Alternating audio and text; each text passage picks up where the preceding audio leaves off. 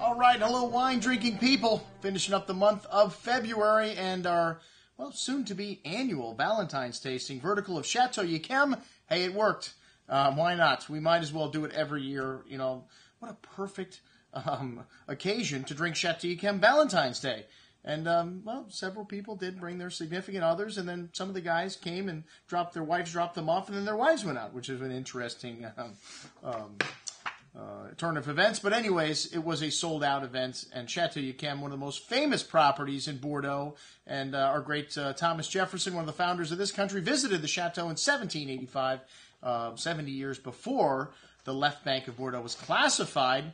And when it was classified, Chateau D'Yquem was classified in a class unto itself, Grand Premier Class A, and it was considered above Lafite and Latour, the first gross of the Medoc. And, well, it wasn't sweet back when Thomas Jefferson collected it. The first sweet vintage wasn't until the middle of the 19th century, the 1850s, and you know, a lot of 4 barrels of that was sold for 20,000 gold pieces to the Tsar Constantine of Russia. And Chateau D'Yquem's fame at that time was, sealed. The deal was sealed. It was the most famous wine in the world. And still to this day, one of the most famous wines in the world. One of the most expensive. The 2005 one this offer is $600-700, and the new release at least that much. And you know, the thing about Chateau D'Yquem and other sweet wines, you can find older vintages for about the same price as the current release. They really don't go up as much as some other wines do, but these are wines that last forever. We went all the way back to the 1901 vintage at this tasting, and what an incredible lineup of foods we served. You know, Sauternes is a wine that goes incredibly well with a lot of different foods. We had shrimp wrapped in bacon with balsamic. We had pork belly. We had sweet courses. We had just an incredible array of foods, and foie gras sushi.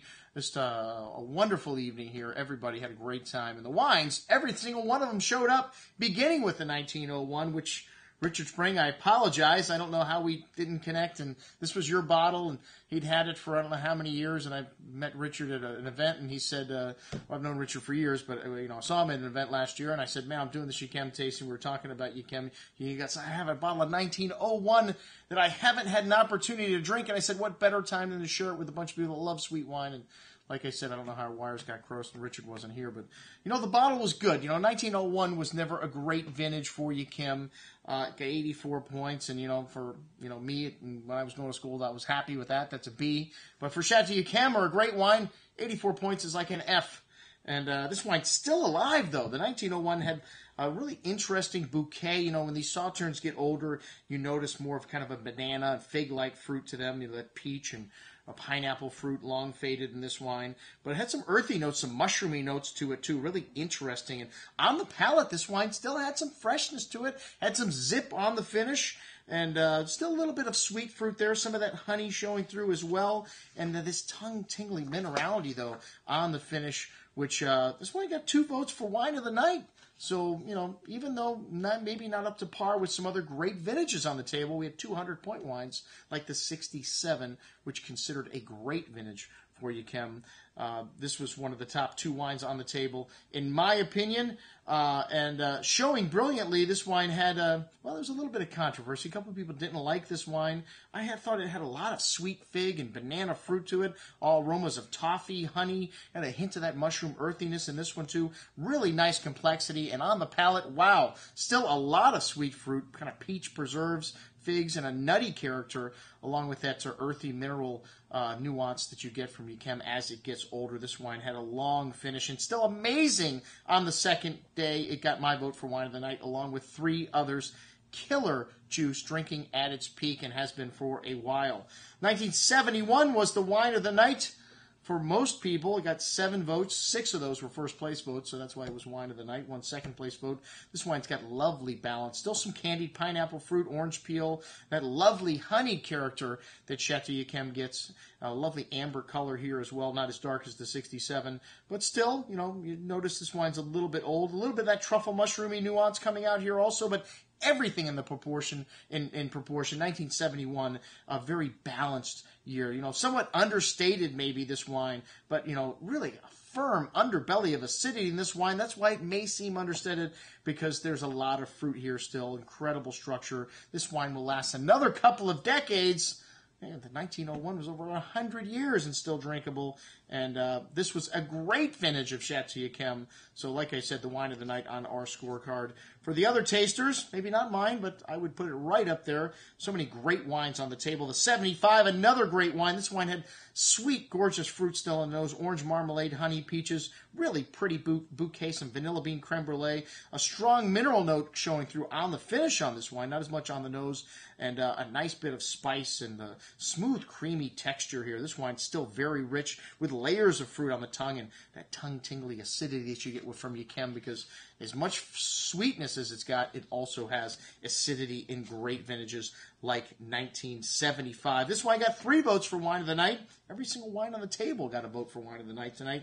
The 88, this is a vintage that's really drinking at its peak right now. It's plateauing. It's going to be there for another 10, 20, or 30 years probably. Succulent, honeyed character that the mature sauternes get. This one was really displaying that at its peak. Candied pineapple, peach, kind of orange marmalade. This wine also showing some minerality here, that exotic truffle character starting to come out in this wine. You know, these wines from Sauterne don't get that earthy, pronounced earthy character until they get a little age to them.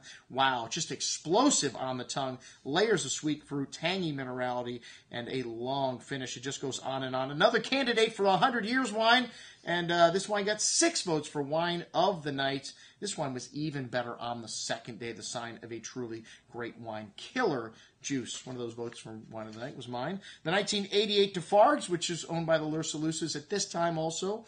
Bernard Arnault, Cheval Blanc, now owns Chateau D'Yquem. But this wine I thought would be interesting. Show a great vintage and, you know, kind of similar. It had that lovely, delicious honey character that mature sauternes get, but it just didn't have the concentration of D'Yquem. Some of that nice mushroomy, earthy character showing here too. Very complex.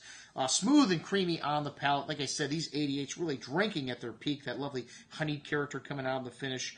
And that earthy, minerally character kind of dominating a little bit at the end. But a solid core of fruit here. Really well balanced. This wine got 1 vote for Wine of the Night. That's right. A wine that wasn't Chateau D'Yquem actually got a vote for Wine of the Night.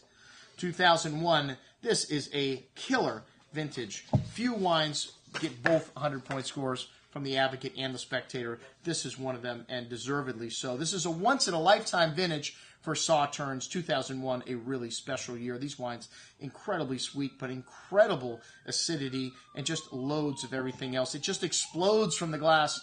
On the second day, I mean, you just put your nose in this and you could tell this was the greatest vintage that we had on the table here. And just incredible richness, concentration, layers of kind of caramel corn, vanilla bean spice, candied pineapple, buttered toast. Really lovely richness in this wine. And I don't want to say it's a sin to drink these 01s early, because Sauternes is a wine you can drink young. You can keep it for a long time. It's one of those wines, to me, it shows very well when it's released. Although, you know, 01 is the vintage. Right now, you want to keep it probably another 10 years. Only for scientific reasons should you open up a bottle of Chateau D'Yquem 01 at this point. If you have older vintages, that is. I mean, if you don't, that's the only bottle you have. You might as well open it up and experience it. The 2005 also, this wine got 7 votes for the wine of the night, by the way. The 2001, and another wine you could keep for 100 years or more. The 2005 had this lovely succulent fruit, candied pineapple, kind of Jolly Rancher candy on the nose, that lovely vanilla bean creme brulee, really rich forward bouquet, that orange blossom showing in there as well. Lovely richness on the palate, layers of fruit, a lovely creamy texture, and a firm hand of acidity. 2005, a vintage that was great for both the white wines, the red wines, and the sweet wines. The trifecta does not happen very often in Bordeaux because the conditions for making these sweet wines, that noble rot, you need to have some rain at harvest time, which you do not want in the red wine. So in vintages where they get that rain, after, of course, the red wines are harvested or before, you get that botrytis. And in 2005, you had a situation where they made great red wines, great sweet wines, and great dry whites. So one of the greatest vintages in Bordeaux in recent history here. This wine got 2 votes for first place. Most excellent juice. We had 3 or 4 killer wines by my notes. And like I said, everybody had a different favorite, it seemed. But the 71 had the overwhelming amount of votes for first place. All right, that's what we had to drink at our Chateau D'Yquem tasting. I'm your host, Andrew Lamposoni, signing off for the Wine Watch, saying remember, always drink the good stuff first.